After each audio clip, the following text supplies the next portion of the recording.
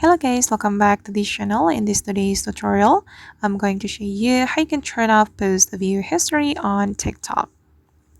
Okay, let's get into it guys. Here I have opened my phone, and first of all, I'm going to open up my TikTok application, and we're going to go to our TikTok setting, but we have to go to our profile first and then select these three lines on the top right.